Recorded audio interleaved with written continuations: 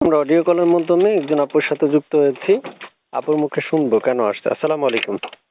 ওয়ালাইকুম আসসালাম। কি নাম আপু? কি নাম? সুবর্ণা ভাইয়া, সুবর্ণা। সুবর্ণা আপু কেন আসছেন এই ভিডিওর সামনে? হ্যাঁ, আসছিলাম একজন মনের মানুষ পাওয়ার জন্য ভাইয়া। আচ্ছা, মনের মানুষ পাওয়ার জন্য আসছেন? জি আপনার নাম কি? সুবর্ণা? জি। বয়স কত? আমার বয়স 18 বছর। আচ্ছা, 18 বছর। আগে কখনো বিয়ে হয়েছিল? জি না ভাইয়া, কোনো বিয়ে শাদী হয় নাই। গরিব ঘর মেয়েতে। আচ্ছা, সুপ্রিয় দর্শক শুনতে পেরেছেন, আমি এমন একজন আপুর সাথে কথা বলছি, উনি আসলে অবিবাহিত, বিয়ে হয়নি ওনার। উনি আসছে প্রতিবেদনে মনের মানুষ পাওয়ার জন্য বা বিয়ে বসার জন্য। চাইলে আপনারা বিয়ে বসতে পারবেন বা করতে পারবেন ওনাকে। কি আপু শুনতে চাচ্ছি আপনার মুখে। আপনার পরিবারে কে কে আছে? আমার পরিবারে শুধু আমার খালাই আছে ভাইয়া। আর কেউ নেই?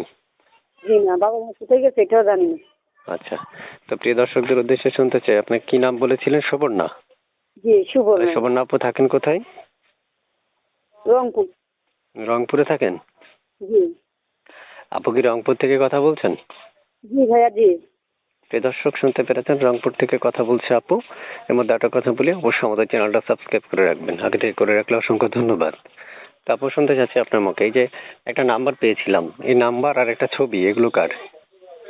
আমার নিজের ছবি, নিজের নাম্বার। এগুলো সবসময় আপনাকে পাওয়া যাবে? হ্যাঁ হ্যাঁ, এই নাম্বারে সব সময় ফোন দিলে আমাকে পাওয়া যাবে। ও, তাহলে এই নাম্বার আর এই ছবি এগুলো আপনার? জি জি, এটা আমার। আচ্ছা, সবসময় পাওয়া যাবে না? হ্যাঁ, সব সময় পাওয়া যাবে। আচ্ছা, ইমো হোয়াটসঅ্যাপ এগুলো আছে? জি না ভাইয়া, আমার কোনো কাজ কর নাই, আমি বাদাম সেট চালাই।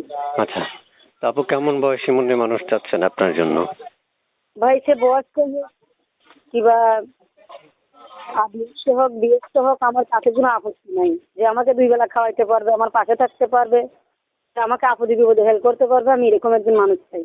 আচ্ছা আচ্ছা, প্রিয় দর্শক আপনারা শুনতে পেরেছেন, বাকি কথাগুলো তার সাথে বলে নিতে পারবেন এবং সমস্ত কথাগুলো তার সাথে বলে নিয়ে আপনারা তার সাথে যোগাযোগের মাধ্যমে সকল তথ্য জানতে পারেন। আমি জানি না আপনাদের কেমন প্রশ্ন আপনাদের মনে যাচ্ছে, তাই আপনারা তাকে সরাসরি স্ক্রিনে দেওয়া নাম্বারে ফোন দিয়ে সরাসরি তাকে জিজ্ঞেস করতে পারবেন তিনি আসলে কি চায়, কেন আসছে এই প্রতিবেদনে।